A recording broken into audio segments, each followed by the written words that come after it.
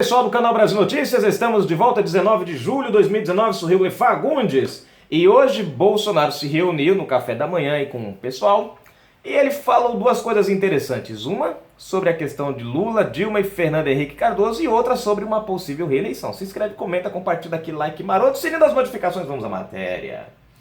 Bolsonaro, se Deus quiser, o país não terá mais pessoas como FHC, Lula ou Dilma. No café da manhã com jornalistas, encontro que o filho Carlos reprova, o presidente Jair Bolsonaro afirmou que, se Deus quiser, o Brasil não será mais governado por políticos como seus antecessores do PT e do PSDB no cargo. Não teremos mais pessoas como Fernando Henrique Cardoso, Lula e Dilma Rousseff, entre outros, declarou.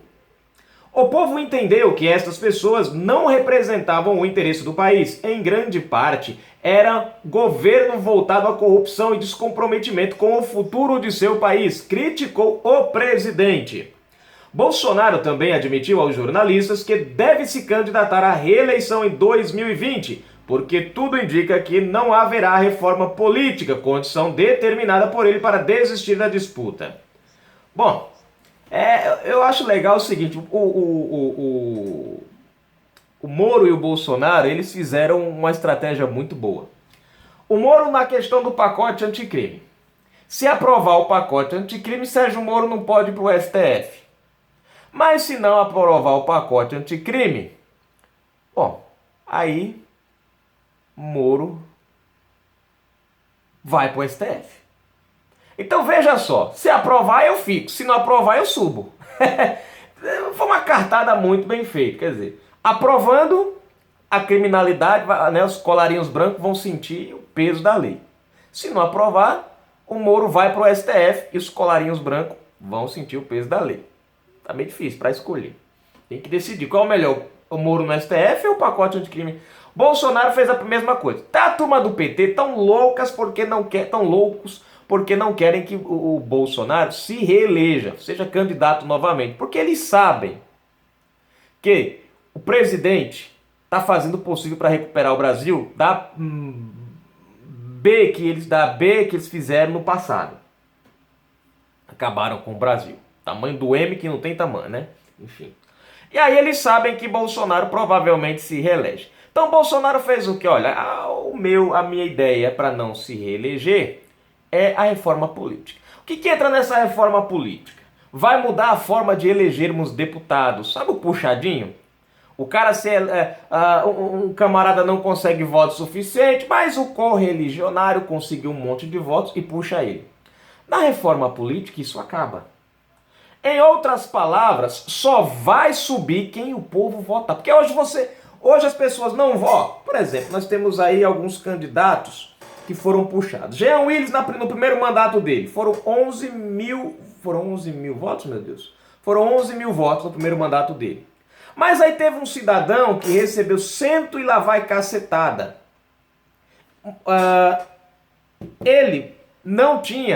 Willis não tinha voto suficiente para sentar na cadeira de deputado, para alcançar, né, o cargo. No entanto, os votos sobressalentes do cara, lá do que ganhou cento e poucos, passou para o Willis, aí ele conseguiu alcançar o cargo de deputado. Em outras palavras, nós não elegemos o cara, mas o cara se elege. Vocês entenderam como é que funciona hoje? Por isso que nós temos aí alguns deputados como Maria do Rosário, Jandira Fegali e outros que se beneficiam, né, do puxadinho, da sobra do voto dos outros. Então você vota em Eduardo Bolsonaro, o cara tem 2 milhões de votos. Aí tem tem outro lá no partido dele que ninguém gosta do cara, mas é por causa do que passou, o cara lá passa. Então é uma parte que a gente não tem muita escolha. Parece que a nossa vontade nesse sentido é meio que não influencia muito. É na questão da Câmara dos Deputados. Porque em quem você vota, às vezes não vai. Porque a legenda do cara ocupa tem legenda que com 20 mil votos o cara se elege, tem legenda que com 40 mil o cara não se elege, vamos supor, é mais ou menos isso. Então o cara recebe 22 mil votos nessa legenda e se elege.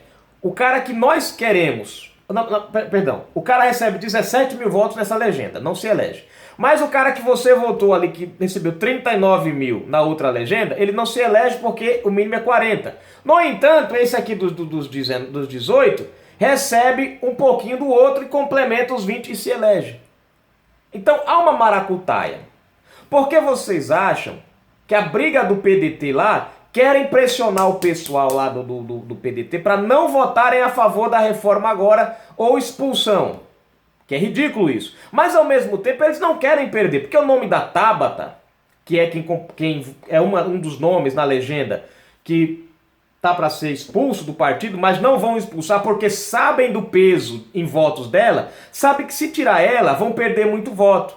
E pode ser que numa próxima eleição, Neguinho não seja eleito com a sobra dos votos da Tabata. Por isso que eles ficam naquela ameaça, mas não faz. Ameaça, mas não faz. Vocês entenderam? E é mais ou menos assim que funciona. Infelizmente, é assim que a coisa anda. Você elege um de tabela, você elege outro que você não queria. O certo era... Gente, eu falei, não sei nem se vocês entenderam o que eu falei. O correto era o seguinte... Você votar no candidato, os votos do cara não passar para outro candidato, o voto dele é dele e acabou. Que nem você vota no governador, que nem você vota no presidente. O voto dele é dele, não passa para outro. A mesma coisa devia ser com os deputados. São 3 deputados no estado. Pronto. Independente, esse negócio, porque a legenda tal requer mais voto, a legenda tal requer menos voto. Cara, acabar com... É os mais votados e acabou. Não importa se só 3 pessoas no estado votar. A quantidade de votos. O cara recebeu os 3 mais votados, recebeu cada um, os outros ninguém recebeu, pronto, esses 3 estão eleitos, acabou. É isso que importa. É isso que deve representar a vontade do povo. Os mais votados. Não os que pegaram na rebarba. Porque nós acabamos colocando pessoas lá que não nos representam, que nós não queremos.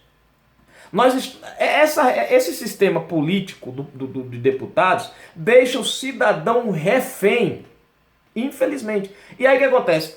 A galera da esquerda, com o centro, e a maioria, vamos ser sinceros, não querem acabar com isso. Por quê? Porque é a garantia deles chegarem lá. Porque se for passar a reforma política e o cara chegar lá pela quantidade de votos e não pelo puxadinho, tem muito deputado que vai rodar. Porque teve muita gente que recebeu mais votos do que muitos do que estão lá e não foram eleitos. Tem muita gente que recebeu muito mais votos, por exemplo, do que o Jean Willis, 24 mil, mas a legenda não permitiu o cara ser eleito. E aí não foi eleito, mas o Jean Willis com 24 mil foi. Então isso eu acho uma injustiça. Se existe voto para você votar no cara que você quer ser eleito, então tem que se respeitar a maioria de votos. Acabar com esse negócio do puxadinho. E aí Bolsonaro quer fazer justamente isso, né? É acabar com esse puxadinho. E aí os votos para deputados ficam mais centralizados, a gente realmente vai ter quem a gente está votando lá em cima, e não quem está sendo puxado, que infelizmente hoje é o que acontece no Brasil. Por isso que a Câmara dos Deputados é a bagunça que é, porque eles sabem que independente da gente votar neles ou não, sempre tem um jeitinho de puxar eles lá para cima, né? E aí, essa é a condição do Bolsonaro para não se candidatar a uma reeleição. E aí eles estão entre a cruz e a espada. Votar na reforma na reforma política e correr o risco de não se elegerem. Não votar na reforma e correr o risco de Bolsonaro se eleger. Então vocês estão entendendo? É mais ou menos uma boa jogada essa, né? Quer dizer, é uma forma de aprovar, quer dizer, ou vocês aprovam e eu saio fora, e aí vocês se virem para se elegerem, vai ser quase impossível, ou vocês não aprovam e eu tô lá para me eleger de novo, e aí o cacete vai comer de novo, né? Então, Moro e Bolsonaro fizeram 2 estratégias legais, eu achei muito boa essa. E tem a questão da crítica do FHC, do Lula e da Dilma, né? Por que ele fala isso? Porque as pessoas abriram a mentalidade para o voto. 2020 agora, eu acho que vai ser um medidor muito bom para isso, né? Vamos ver como é que vai ser as votações nos estados para prefeito e vereadores. É importante, gente, nós prestarmos atenção não mais só nos candidatos, mas prestarmos atenção nos partidos também. Porque às vezes você fala, não, fulano é gente boa, mas o problema é o partido do cara. Pega o PDT, pega o PSB. O PDT e o PSB estão a ponto de expulsar candidatos porque eles decidiram votar pela reforma da Previdência. Quer dizer, é um absurdo. Você vê os eleitores que votaram no candidato dizendo, queremos reforma, mas o partido diz, não queremos reforma. E aí o cara tem que obedecer o partido que não foi o partido quem o elegeu e ir contra a vontade de quem o elegeu. E aí o que acontece? Se o cara faz o que o eleitorado quer, é expulso do partido. Se o cara não faz o que o eleitorado quer, ganha as graças do partido, mas acontece o que com o cara? Perde as graças do eleitorado. Então vejam que existem partidos como o PT. O PT também foi um que ameaçou, né, a sentar o sarrafo em quem votasse na reforma da Previdência. O PCdoB, todos eles, a rede, todos eles fizeram. Alguns partidos deixam livre, falam, vocês são livres para votar. A nossa orientação é que não votem ou votem a favor, mas cada deputado é livre para fazer a sua escolha. Mas esses partidos do PSOL, PDT, PCdoB, PSOL e Rede, PT, o que eles fazem? Eles meio que obrigam os candidatos a atenderem os anseios deles e não dos seus eleitorados. Depois eles falam em democracia, em defender a vontade do povo. Agora não dá para entender como é que eles dizem que defende a vontade do povo, mas obrigam os seus correligionários a não atender o eleitorado. Ou impor sobre eles tem que votar nisso, não importa o que você... Porque na minha opinião, o deputado está lá para duas coisas. Primeiro, representar o povo. Segundo, avaliar o que é bom e o que não é. E aí decidir se vota ou não. Agora, pelo que a gente percebe, não é assim que funciona. É os partidos, é um cabeçudo lá que diz a gente não vai votar e acabou. Ninguém vota. Gente, pelo amor de Deus, se fosse para nós andarmos guiados por partidos, nós votaríamos em partidos e não em deputados. Seria assim, vamos para as eleições de deputado, vamos votar no partido do PDT, no partido do PSOL, no partido... Era assim. Não se tinha o cara lá para... Não, se votava era no partido e não no nome do camarada. Se eu voto no deputado, eu quero que ele me represente, o partido dele que se dane. Não foi o partido quem elegeu, fomos nós. Né? Então, vejam só. Quando o Bolsonaro ele fala sobre não teremos mais essa... Ele está falando justamente dessa forma de fazer política que as pessoas estão abrindo os olhos. Então as eleições de 2020 vão prestar atenção tanto em quem está se candidatando e quanto quem está, em que partido ele está. Porque não adianta você votar num cara honesto e o cara está no PT. Porque é óbvio que esse cara não vai ter liberdade de trabalhar. Não adianta você votar num cara que é contra a criminalidade, a favor da punição, da ordem da lei, mas se o cara faz parte do PSOL, não vai ter como. Não adianta você votar num candidato que é liberalista, que é a favor da expansão econômica, que é a favor do capitalismo, porque eu sou capitalista e defendo o capitalismo.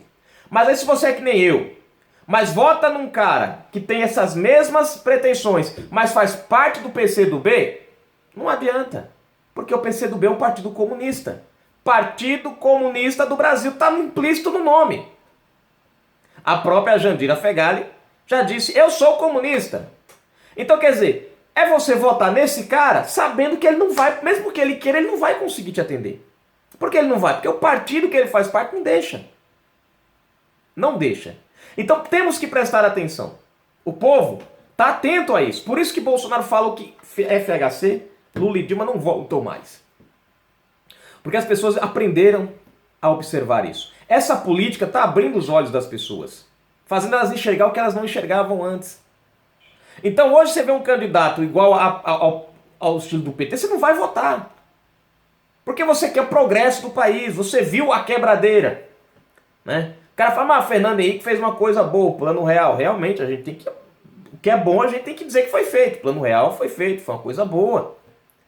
O problema é que esses caras fazem uma coisa boa para o Brasil, que na verdade beneficia eles. Eles não fazem uma coisa boa para o Brasil, para beneficiar o Brasil. Então, a estabilidade do Plano Real foi boa, foi maravilhosa para nós. No entanto, beneficiou muito a corrupção deles. Criaram inúmeros mecanismos em cima disso. É uma pena. Poderia ser um legado limpo para o Brasil. É um legado bom com manchas. Né? Veio o PT, criou um monte criou, vamos dizer assim, alterou um monte de programas sociais, juntou outros, inventou um nome novo e distribuiu à torta e à direita para o povo como se isso fosse a solução do país. Estão criticando o FGTS que Bolsonaro vai liberar para os trabalhadores, mas não criticam a liberação de Bolsa Família desordenadamente para qualquer pessoa. Enquanto muitos precisam e não conseguem. Muitos têm condições e têm o Bolsa Família. É justo isso? Não é. Então você vê que foram uso da máquina pública em detrimento deles mesmos, em benefício deles mesmos. Não fizeram isso para beneficiar o povo, foi para ganhar votos. Aí criaram a política que nós temos hoje. Eu volto a falar, gente, não quero que o regime militar volte, não. Mas o melhor período da história do Brasil foi no período militar. O próprio Lula declara isso. Eu tenho um vídeo aqui no canal falando disso. O próprio Lula dizendo que na época do período militar era fila de pessoas na frente lá do emprego, e passava um outro ônibus de outra empresa dizendo: ó, entra aqui que a gente dá salário maior. E as pessoas eram procuradas. Você ia enfrentar uma fila para um emprego, lá você sabia que ou você saía empregado, dali outro lugar. Naquele tempo a gente via as plaquinhas: precisa-se de emprego. Hoje, você não vê mais uma plaquinha precisa-se de emprego. Hoje é o cara dizendo: preciso-se de um emprego. Inventei essa agora, boa, né? Preciso-se de um emprego. Antes eram as empresas brigando para contratar um cara. Passava na frente de uma empresa, via lá: peraí, estão contratando ali, ó, tem uma fila. Encosta o ombro, ó, a gente já quer. Entra aqui. Hoje é o contrário. Hoje são filas de pessoas desesperadas atrás de emprego e sem. Os maiores monumentos da história do Brasil, Cristo, a maior malha rodoviária da nossa história foi construída no período militar. A nossa malha ferroviária foi construída, hoje está abandonada boa parte. Cadê os governos petistas que prometeram tanto e não fizeram? Até o trem-bala passou e ninguém viu. Tão rápido que ele ia. Passou. Ninguém viu. Né? Quer dizer, o Brasil cresceu em cima disso. Cadê? Acabou. O nosso país cresceu muito no período militar. E hoje é o país o período mais criticado pela esquerda. Por quê? Porque a esquerda é sempre o atraso. O país, na época do período militar, o país mais cresceu. Na época do país na mão da esquerda, o país mais caiu. Foi a época que o país mais caiu. Me mostre qual monumento nós temos feito de 1988 para cá. Não temos. Qual estatal decente foi criada de 1988 para cá? Não temos. Agora, você pegue antes, nós tivemos a Embratel, nós tivemos a Infraero, nós tivemos a Telebrás, né? Nós tínhamos a empresa de água, de abastecimento de água, que eu esqueci o nome agora, né? Tudo isso nós tínhamos. E éramos os maiores do mundo. Nós tínhamos a maior empresa de telefonia do mundo. Nós tínhamos. O que aconteceu? O governo PT entrou, os petistas entraram. Bom, graças a Deus que entrou essa privatização, que foi o que salvou a gente. Mas antes elas funcionavam. Depois que eles entraram, as coisas começaram a... Pô, vocês acham que eles venderam venderam as ações para Oi, para TIM, porque era melhor? Não, gente, porque estavam quebrando. Senão tínhamos quebrado de vez. Vocês conseguem entender? Mas é É assim que funciona a coisa, né, gente? Canal Brasil Notícias trazendo mais informações para vocês. Tá aí, gente. Bola para frente.